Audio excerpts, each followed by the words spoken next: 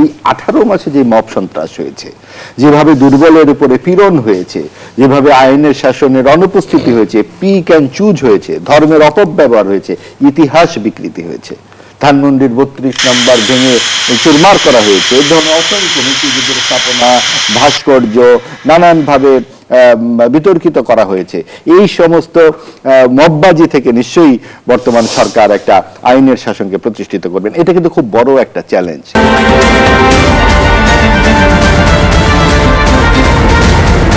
দীর্ঘ 1.5 দশকের রাজনৈতিক টানাপোড়েন আর চড়াই উতরাই পেরিয়ে ত্রয়োদশ জাতীয় সংসদ নির্বাচনে 2/3 সংখ্যাগরিষ্ঠতা নিয়ে রাষ্ট্র পরিচালনার দায়িত্ব নিতে যাচ্ছে বাংলাদেশ জাতীয়তাবাদী দল বিএনপি। তবে বিজয়ের উল্লাসের চেয়েও এখন বড় হয়ে দেখা দিচ্ছে আগামীর চ্যালেঞ্জগুলো। আজ বিজয়ী দলের কান্ডারি হিসেবে সংবাদ সম্মেলনে হাজির হয়েছিলেন বিএনপির চেয়ারম্যান তারেক রহমান। সেখানে তিনি কেবল আগামীর পথ নকশাই দেননি, বরং স্পষ্ট করেছেন শেখ হাসিনাকে দেশে ফেরানো হবে কিনা, জাতীয় ঐক্য কিভাবে গড়ে উঠবে, আর আন্তর্জাতিক অপরাধ আদালতের ভবিষ্যৎ ভূমিকা। এদিকে বেশিরভাগ প্রশ্নে উঠে এসেছে আইনের শাসন ও বিচার বিভাগের স্বাধীনতার কথা। ক্ষমতার পালাবদলের এই মুহূর্তে বিএনপির বার্তা কি, আর দেশের রাজনীতি কোন পথে যাচ্ছে, এসব নিয়ে আমাদের আজকের আলোচনা। ভূমিধস বিজয় ও আগামীর চ্যালেঞ্জ, এই শিরোনামে আজ আমরা আলোচনা করব। দর্শক, আমি ফারনাজ জুই, সবাইকে আমন্ত্রণ জানিয়ে শুরু করছি নিউজ 24 এর নিয়মিত আয়োজন জনতন্ত্র গণতন্ত্র। নিবেদন করছে RICL স্টিল। আজকের আলোচনায় স্টুডিওতে আছেন 3 জন সম্মানিত অতিথি। চলুন এই পর্যায়ে পরিচিত হই। পরিচয় পর্বটা শুরু করছি। আমার ডান দিক থেকে আছেন মাহবুব আজিজ, সিনিয়র সাংবাদিক। এর পরপরই আছেন অধ্যাপক ডক্টর হাসানাত আলী, উপাচার্য, নওগাঁ বিশ্ববিদ্যালয়। আমার সর্বডানে আছেন হাবিবুর রহমান হাবিব, বিএনপি চেয়ারপারসনের উপদেষ্টা। 3 জনকে আমন্ত্রণ জানাচ্ছি আজকের আলোচনায়। 3 জনের কাছে একটু অভিন্ন প্রশ্ন রাখতে চাই। ত্রয়োদশ নির্বাচনের মধ্য দিয়ে বাংলাদেশে নতুন অধ্যায়ের সূচনা হলো, কেমন হলো নির্বাচন? হাবিবুর রহমান হাবিব। আপনাকে ধন্যবাদ। নিউজ 24 সম্মানিত দর্শক শ্রোতাদের সশ্রদ্ধ সালাম। মহান আল্লাহ পাকের কাছে কৃতজ্ঞতা প্রকাশ করছি। দেশে একটি সুষ্ঠু সুন্দর অবাধ নির্বাচন হয়েছে। আমাদের সরকারের প্রধান উপদেষ্টা বলেছিলেন একটা সবচেয়ে সুন্দর একটা নির্বাচন, ইতিহাসের সেরা নির্বাচনের কথা, ইতিহাসের সেরা নির্বাচন কথা বলেছিলেন। ইতিহাসের সেরা নির্বাচনই হয়েছে নিঃসন্দেহে। কিছু কিছু জায়গায় ত্রুটি বিস্তৃতি আছে, সেটা ভিন্ন কথা, কিন্তু ওভারঅল নির্বাচনটা সুন্দর হয়েছে। এবং এই নির্বাচনে প্রাণহানিও ঘটেনি, তেমন ঘটেইনি। তো একটা জায়গায় টুকিটাকে সমস্যা হয়েছিল, সেটা হয়তো ভিন্ন, কিন্তু বাংলাদেশের ইতিহাসে এর চেয়ে ভালো নির্বাচন আর হয় না। যেটা আমি বলতে পারছি এই জন্য যে ইতিপূর্বে নির্বাচনের আগে অনেক কথা হতো, এই নির্বাচন কমিশন নির্বাচন ঠিক মতো করতে পারবে না, পুলিশ নাই, প্রশাসন নাই, আসল প্রশাসন তৈরি করতে হবে, আমি প্রশাসন, নানান কথা বলতো। আমি কিন্তু একটা কথা বলতাম, এই নির্বাচন সবচেয়ে ভালো হবে কারণ কোন রাজনৈতিক দল রাষ্ট্রীয় ক্ষমতা নেই। রাষ্ট্রীয় ক্ষমতায় কোনো দল থাকলে সেখানে আকাশ থেকে ফেরেশতা নিয়ে আসলেও বলা হবে ঠিক না। পৃথিবীর সবচেয়ে সৎ মানুষ, সবচেয়ে সাহসী মানুষকে নিয়ে দিলেও তারা নির্বাচন সুষ্ঠু করতে পারবে না যদি দলীয় সরকারের নির্বাচন হয়, যেটা আমাদের দলের পক্ষ থেকে একটি দলের মধ্যে আছে যে আগামী 5 বছর পর সরকার ক্ষমতা হস্তান্তর করবে, নিরপেক্ষ তৎপরতার নির্বাচন হবে। এটা প্রমাণ হলো এবার। এখন কথা হলো যে ভূমিধস যে বিজয়ের কথা বলছেন, এটা আমাদের দলের চেয়ারম্যান তারেক রহমানের মানে বুদ্ধিমত্তার কারণে এটা হয়েছে। অনেকগুলো আমি যেহেতু প্রার্থী ছিলাম এই নির্বাচনে, আমার টাইম পরে আসছে এমন ভাবে। হ্যাঁ, আমি আমারটা বলবো। আমি আগে আমার ব্যক্তিগত মানে ষড়যন্ত্রের শিকার আমি, সেটা আসছে আমার সবচেয়ে বড় বিজয় হলো যে আমার দল জয়লাভ করেছেন।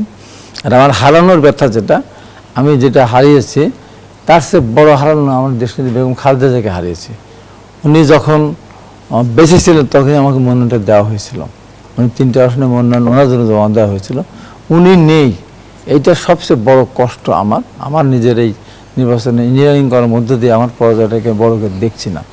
আমি দেখছি যে এত বছর পর একটা সুন্দর নির্বাচন হলো। বিএনপির বিরুদ্ধে বহু কথা ছিল, বহু কথা, বিশেষ করে বিদেশি অসভ্য কিছু সাংবাদিক আছে, অসভ্যতার সঙ্গে যে সমস্ত কথাবার্তা তারেক রহমানকে বলেছে, ভাষায় উচ্চারণ করে আমার মুখ দিয়ে ভাষা আসবে না, সে অসভ্য সাংবাদিকদের মুখের উপরে এটা চুনকারি পড়েছে।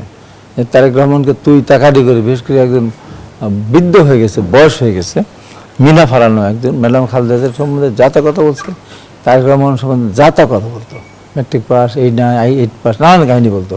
সবার মুখের উপরে চুলকানি পড়েছেন। তারেক রহমানের বুদ্ধিমত্তা দিয়ে সেটা তারেক রহমান অর্জন করতে পেরেছেন। দেশের মানুষের তারপর যে আস্থার প্রতিফলন।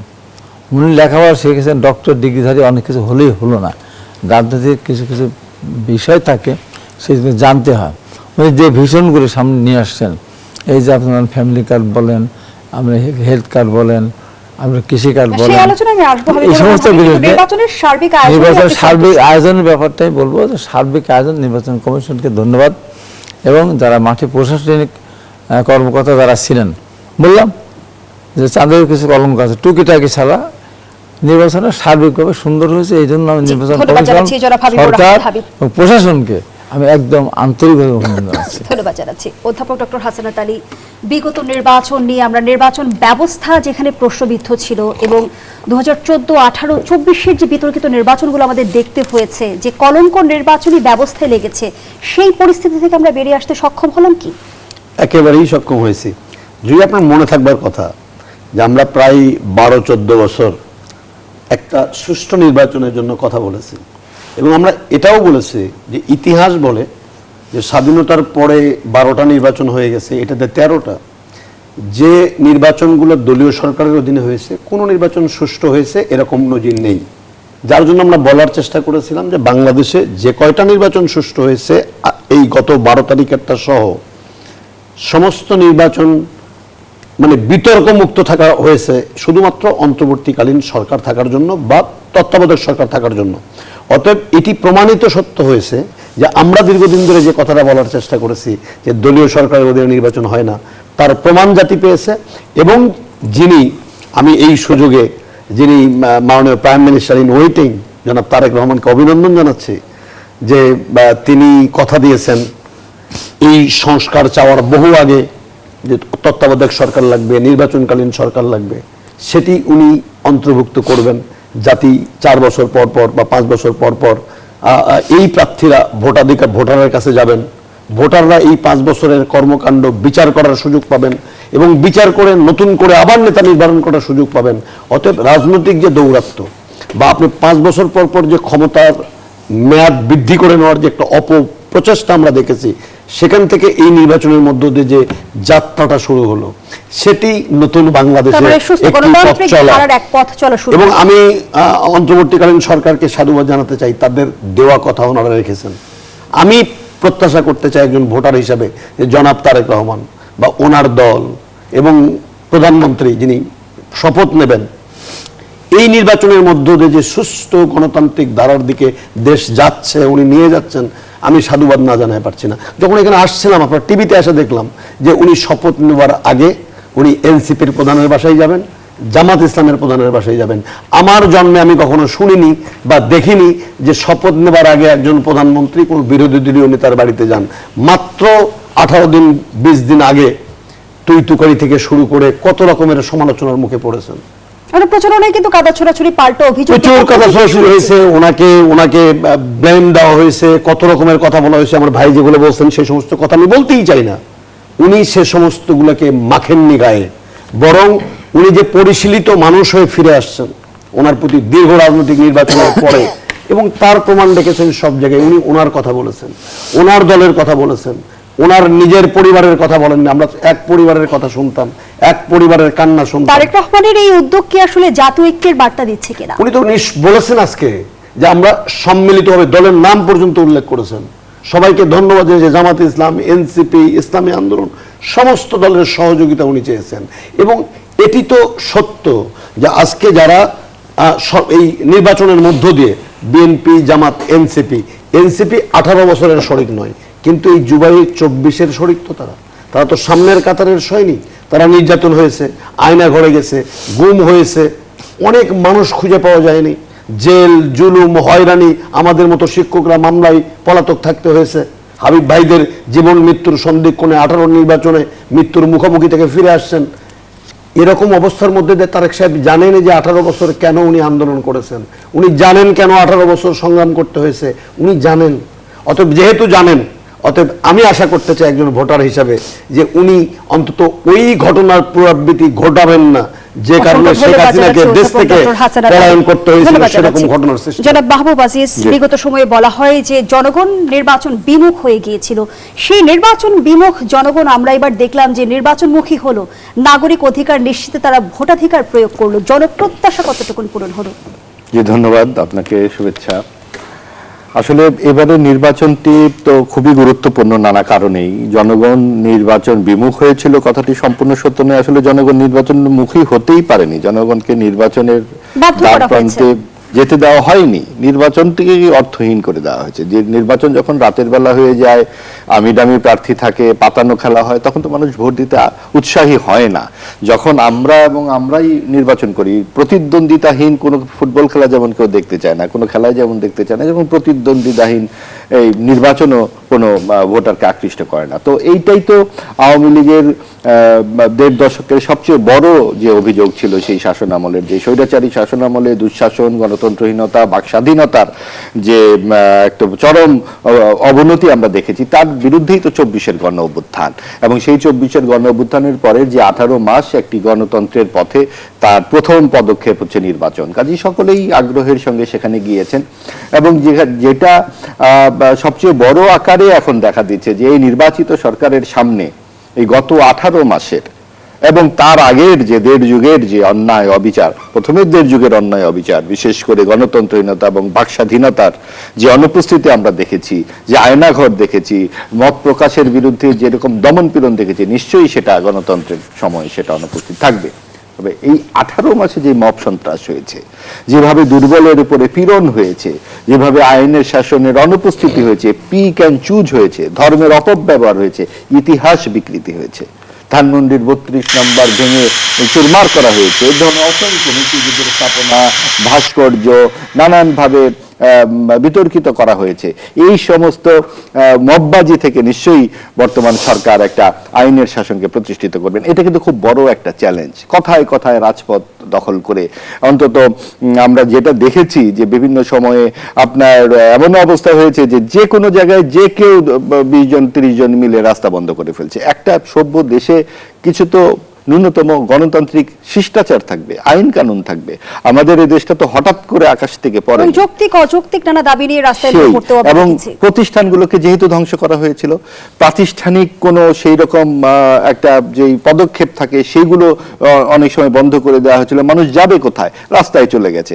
নিশ্চয়ই রাজনৈতিক সরকার খুব ধীর স্থির ভাবে পুরো বিষয়টিকে পর্যবেক্ষণ করবেন এবং দুর্বলের উপরে, এটা কিন্তু বিএনপির বিজয়ী প্রধান তিনি পরিষ্কার করে বলেছেন যে এই দেশ সকলের, সকল ধর্ম, সকল বিশ্বাসী অবিশ্বাসী, তিনি বলেছেন বিশ্বাসী অবিশ্বাসী, যে কোনো আদিবাসী, যে কোনো দলের মতে সকলের সমান অধিকার থাকবে। এটা কিন্তু অনেক চমৎকার একটা ব্যাপার। এই অধিকারটুকুর জন্যই কিন্তু অসাম্প্রদায়িক বাংলাদেশের তৈরি 1971 সালে। কাজে ওইটা যদি আমরা পেয়ে যাই, এবং নিশ্চয়ই আমরা সেইটার পক্ষেই তো মানুষের এই গণরায়। কিন্তু আমরা গণতন্ত্র থেকে অনেকটা দূরে সরে গিয়েছিলাম, আবারও আমরা গণতান্ত্রিক বাংলাদেশের দিকে যাত্রা শুরু করলাম। এই যে পথ চলাটা, তারেক রহমান যে চ্যালেঞ্জগুলো তুলে ধরেছেন, ভঙ্গুর অর্থনীতি, দুর্বল আইন শৃঙ্খলা, প্রতিশোধ, প্রতিহিংসা সহ নানা চ্যালেঞ্জের কথা তিনি বলেছেন। তার মানে গণতান্ত্রিক সরকারের জন্য পথটা যে মসৃণ হবে না, সেটাই তো বার্তা দিচ্ছে। তা তো হবেই না, কারণ এখানে তো অনেক ধরনের শক্তি আসলে ক্রিয়াশীল সবসময়। আপনি দেখুন যে যখনই যে ক্ষমতা এসছে আমাদের এই দেশের, যে আমরা যদি রেকর্ডের দিকে তাকাই, যিনি বিজয়ী হয়ে আসেন তার দলের সবকিছুই মনে হয় কিন্তু দেশটা তাদের। ভিন্ন মতের, ভিন্ন দলের, অন্যকে সেখানে যেন তারা দ্বিতীয় শ্রেণীর নাগরিক হয়ে যান। এই পেশিতন্ত্র, স্বজনপ্রীতি, গোষ্ঠীবাজি আমরা দেখে অভ্যস্ত। কিন্তু এই অবস্থা তো চলতে পারে না, বিশেষ করে গত 15 বছর যেভাবে চলেছে। সেই জায়গার থেকে উত্তরণের জন্যই তো মানুষ 24 আগস্টে এই শ্রেণী পেশার সকলে মিলে, সব ধর্ম মতের, সব মতামতের পথের মানুষ সেখানে সম্মিলিত হয়েছিল। কাজে অবশ্যই আমরা সামনের দিকে তাকাতে চাই। যা ঘটেছে সেখান থেকে, বাজে ঘটনাগুলো থেকে অভিজ্ঞতা নিয়েই সরকারকে এগোতে হবে, এবং এটা তাদেরকে মনে রাখতে হবে যেই অভিজ্ঞতার ভেতর দিয়ে বাংলাদেশের মানুষ 24 আগস্টে গেছে, আগামী দিনে কিন্তু সেই স্বৈরাচার শাসনের স্থান আর থাকবে না। এবং আরেকটি প্রসঙ্গ যদি যুক্ত করে জনাব মাহবুব আজিজ, বিগত সময় আমরা 2/3 সংখ্যাগরিষ্ঠতার নেতিবাচক প্রভাব কিন্তু আমাদের রাজনীতিতে দেখেছি। ঝুঁকি কি দেখেন? আমি সেই প্রশ্ন আপনার কাছে রাখছি। বিরতির সময় হয়েছে, বিরতি নিয়ে ফিরছি। দর্শক, জনতন্ত্র গণতন্ত্রের এই পর্যায়ে একটা বিরতি নিচ্ছি, সাথেই থাকুন।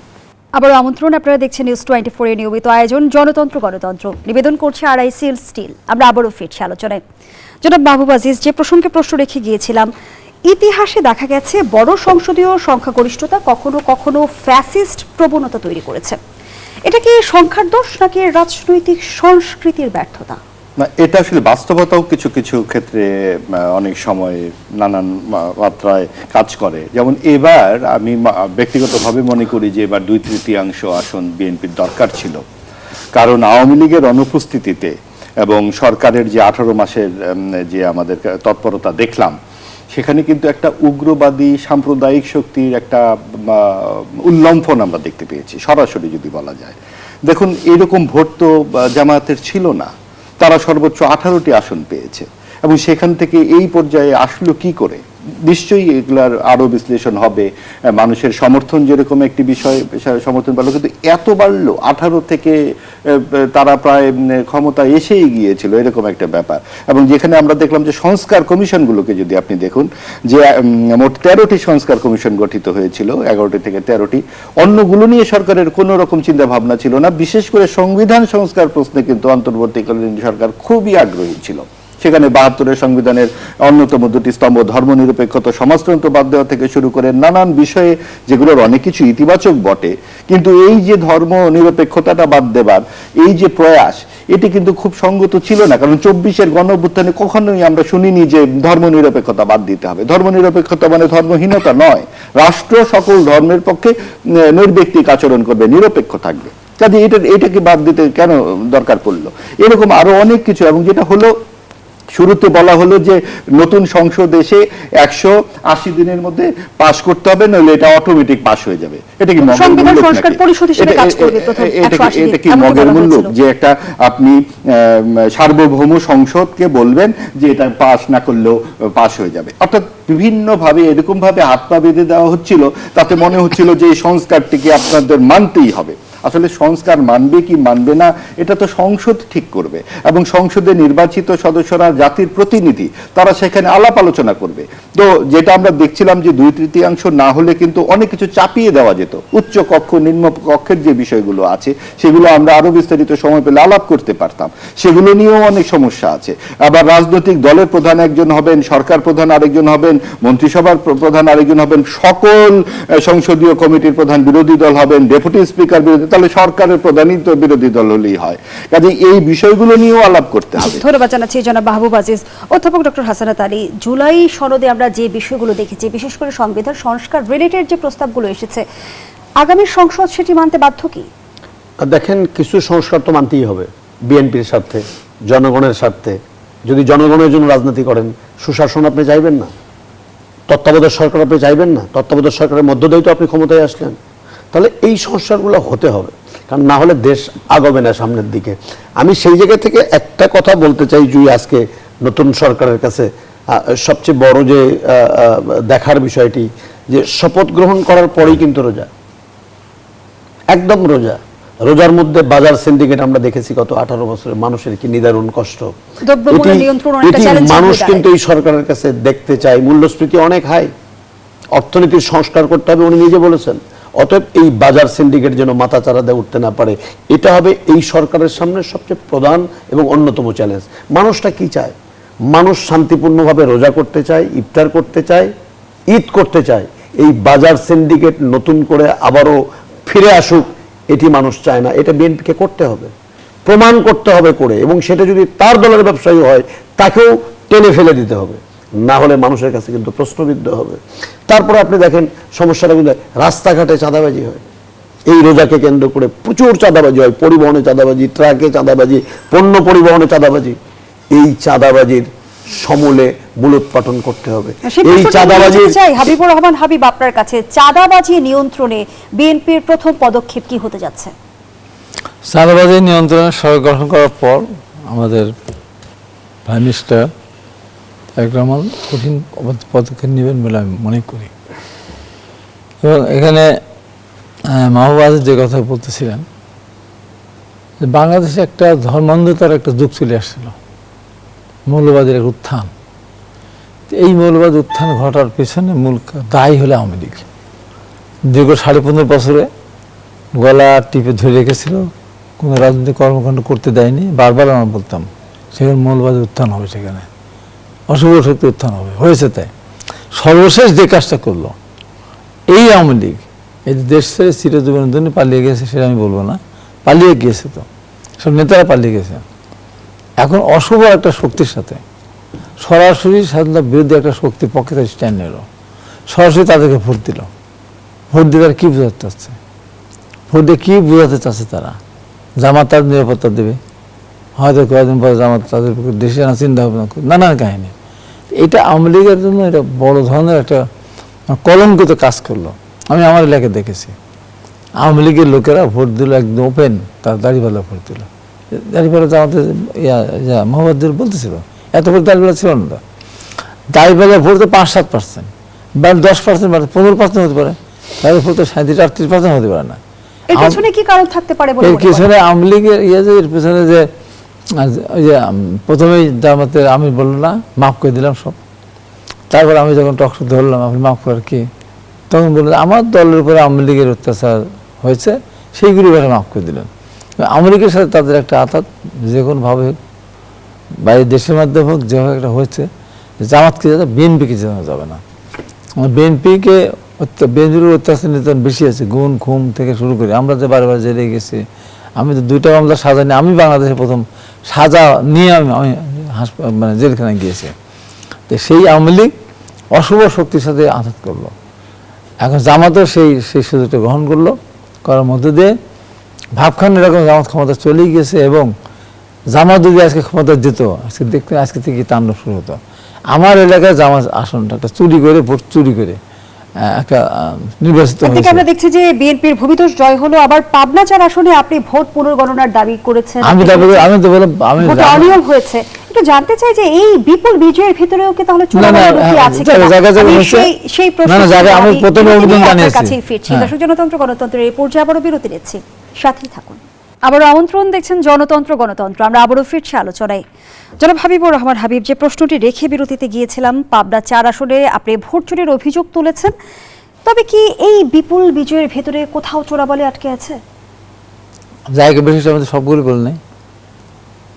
আমরা যেমন পাবনা 3-এর ব্যাপারে হাসান জাভেদ তুহিন, সেখানে আমি বলতে চাই না, যেহেতু আমরা বিজয়ী হয়েছি, অলমোস্ট আমরা আলটিমেটলি আমরা বিজয়ী হয়েছি, বিজয়ী তো করতে চাই না, কিন্তু আমরা ট্রাইব্যুনালে গেলে আমরা সেখানে জয়লাভ করবো। হাসান জাভেদ তুহিন মামলা করবে, আমিও মামলা করবো। এখানে আমাদের বড় সমস্যা ছিল বিদ্রোহী প্রার্থী, ওখানে এক্স এমপি বিদ্রোহী প্রার্থী ছিল। আমার এখানে 2 জন ছিল, একজন এক্স এমপি আর একজন মাস্তান টাইপের একটা ছেলে। তো এক্স এমপি বহিষ্কার ভয়ে প্রত্যাহার করে দিল, প্রত্যাহার করে নিয়ে মাস্তানকে সমর্থন দিল। পরে নির্বাচন দিনে এসে দেখা গেল যে আমার সাথে কোনোভাবে পেরে উঠছে না, ধানসিকে ঠেকানো যাচ্ছে না, তখন তারা এসে ভোট দেওয়া শুরু করে দাঁড়িপাল্লায়। আর আওয়ামী লীগ পুরোপুরি দাঁড়িপাল্লার পক্ষ নিল, যে কারণে যে আমার সামান্য ভোটের ব্যবধানে, তারপরে বাতিলকৃত ভোট যদি আমি যোগ করি 4333, আর এখানে হলো 2019 ভোট। এই এত ভোট বাতিল হতে পারে না। এই ভোটগুলি ধানসির কাছাকাছি ছিল, এবং এখানে ইউনো ছিল এক সরাসরি শিবির, তার বাবা ছিল জামাতের আমির, তার ভগ্নিপতি একটা জায়গাতে বড় 4-3 নির্বাচন করলো। একটা পুরাপুরি প্রশাসন আমাকে টার্গেট করেছিল, টার্গেট করেই কিন্তু ঘটনা ঘটিয়েছে। আরও টুকিটাই কিছু ঘটনা ঘটেছে, যে বিজয় হয়েছে সেখানে আমি বলতে চাচ্ছি না, কিন্তু জায়গা বিশেষে আমার উপর অন্যায়টা করেছে, এবং ভোট কিনেছে, ভোট চুরি করেছে, এবং এই ভোট কাউন্ট হলে পারে অনেকের চাকরি চলে যাবে। কারণ কোথাও বান্ডিলের ভিতরে 110টা 5 টাকা দিয়ে ধানসির করেছে, 80-85-90টা দিয়ে আপনার করেছে, মানে দাঁড়িপাল্লা করেছে, আর 105টা 10টা দিয়ে ধানসির করেছে। ধরা পড়েছে, তো কয়েকটা জায়গায় পরে পুনর্গণনা করা হয়েছে এই জন্য। এবং আবার আরও কিছু আছে, দুপুর টাইমে রিল্যাক্স অবস্থায় ছিল, এরা সবগুলো এজন্য কিনে নিয়েছে।